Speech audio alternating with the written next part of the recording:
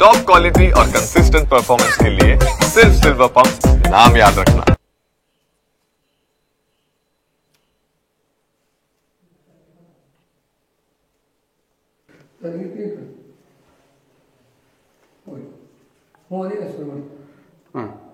विजयोत्सव प्राप्त्यर्थम अस्य निर्माणस्य रोहित शर्मा नाम्नि यस्य शुभमन गिल नाम्नि यस्य विराट कोहली नाम्नि यस्य केएल राहुल नाम्नि यस्य हार्दिक पांड्या नाम्नि यस्य श्रेयस अय्यर नाम्नि यस्य रवींद्र जडेजा नाम्नि यस्य अकबर पटेल नाम्नि यस्य महत समी नाम्नि यस्य हर्षित राणा नाम्नि यस्य कुलदीप यादव नाम्नि यस्य हर्षदीप सिंह नाम्नि यस्य आरोग्य ऐश्वर्याभिवृद्ध्यर्थम विजयोत्सव प्राप्त्यर्थम श्री जनार्दन स्वामी अनुग्रह प्रसाद सिद्ध्यर्थम प्रातः काले अष्टोत्तर दिव्य नाम पूजा करिष्ये।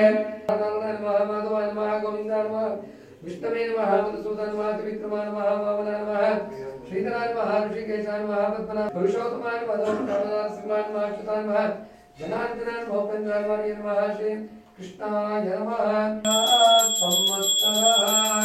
संवत्सरमिव वरुन्धे मौञ्जी भवति चित्ता नक्षत्रं भवति चित्रं एतत् कर्म ಮಾಡಿ ಪೂಜೆ ಮಾಡಿ महालक्ष्मी च विद्महे विष्णुपत्नी च धीमहि तन्नो ಆರತಿ ಮಾಡಿ ಗುರುಗಳಿಗೆ नारायणाय विद्महे वासुदेवाय धीमहि तन्नो विष्णु प्रचोदयात्। मंगलदीनां निरन्तरं श्रद्धामि रक्षान्तारयामि। ಓಕೆ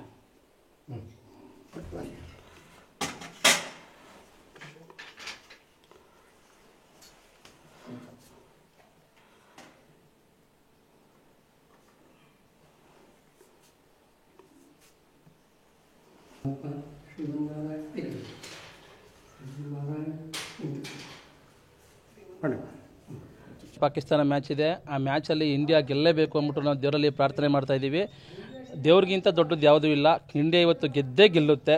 IIT ಬಾಬಾ ಅಂತವರು ಪಾಕಿಸ್ತಾನ ಗೆಲ್ಲುತ್ತೆ ಅಂದ್ಬಿಟ್ಟು ಲಾಸ್ಟ್ 2-3 ಹಿಂದೆ ಭವಿಷ್ಯ ನುಡಿದಿದ್ದಾರೆ.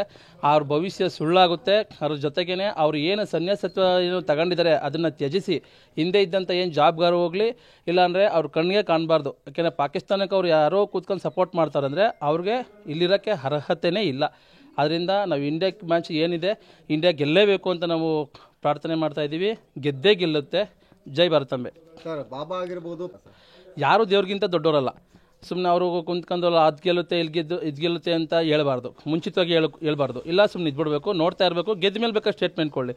ಗೆಲ್ಲೋಕ್ಕೂ ಮುಂಚೆನೇ ಈ ಥರ ನಾವು ಏನು ಮಾಡಿರ್ತೀವಿ, ನಾವು ತುಂಬ ಹೋಪ್ ಇಟ್ಕೊಂಡಿರ್ತೀವಿ ನಮ್ಗೆ ಇಂಡಿಯಾ ಗೆದ್ದೇ ಗೆಲ್ಲಬೇಕು. ಯಾಕೆ ನಾವು ಭಾರತದವರಾಗಿ ನಮ್ಮ ಇಂಡಿಯಾನ ಗೆಲ್ಲುವುದನ್ನು ನಾವು ಕಾಯ್ತಾ ಇರ್ತೀವಿ.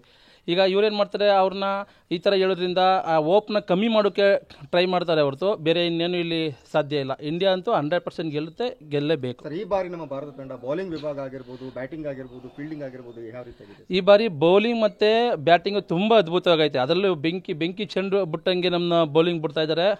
ತುಂಬ ಚೆನ್ನಾಗೈತೆ. ಈ ಸಲ ಸ್ಪಿನ್ನರ್ಗಳೆಲ್ಲ ಚೆನ್ನಾಗಿ ಆಡ್ತಾ ಇದ್ದಾರೆ. ಈ ಸಲ ಸೇಮ್ ಹಿಂದೆ ಏನಿತ್ತು ಇವಾಗ್ಲೂ ಕೊಹ್ಲಿ ಪಾಕಿಸ್ತಾನ ಮೇಲೆ ಹೊಡಿತಾರೆ. ಕೊಹ್ಲಿ ಸರ್ 100% ಪಾಕಿಸ್ತಾನ ಮೇಲೆ ಸಿಡದೆ ಹೇಳ್ತಾರೆ. 100 ಅಂತೂ ನಾಳೆ ಇವತ್ತು ಹೊಡಿತಾರೆ. ಅದರಿಂದ ಇಂಡಿಯಾ ಗೆದ್ದೇ ಗೆಲ್ಲುತ್ತೆ ಸರ್. ನಮ್ಮ ಹೆಸರು ಸರ್? ಕೆಂಪೇಗೌಡ ಅಂತ ಕೇಳಿಸಿದ್ದೆ.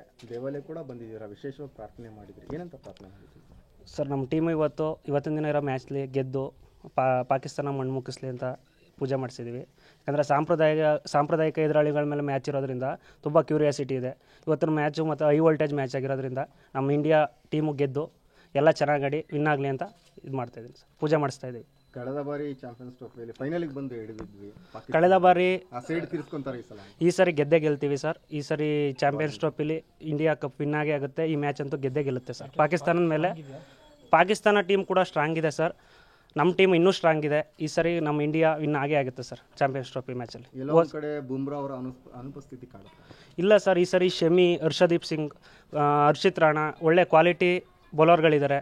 ಇನ್ನು ಅದೇನು ಎಫೆಕ್ಟ್ ಆಗಲ್ಲ ಅಂತ ಅನ್ಕೋತೀನಿ ಸರ್. ಸ್ಪಿನ್ನಲ್ಲಿ ನಮ್ಮ ಇಂಡಿಯಾ ಆಲ್ರೌಂಡರ್ಸು ತುಂಬ ಚೆನ್ನಾಗಿದ್ದಾರೆ, ಎಫೆಕ್ಟಿವ್ ಆಗಿದ್ದಾರೆ. ಸ್ಪಿನ್ ಬೌಲರ್ಸ್ಗಳು ತುಂಬ ಎಫೆಕ್ಟಿವ್ ಆಗಿದ್ದಾರೆ. ದುಬೈ ಪಿಚ್ ಆದ್ದರಿಂದ ಒಳ್ಳೆ ಬೌಲಿಂಗ್ ಬೀಳುತ್ತೆ ಅಂತ ನನ್ನ ಅನಿಸಿಕೆ ಸರ್.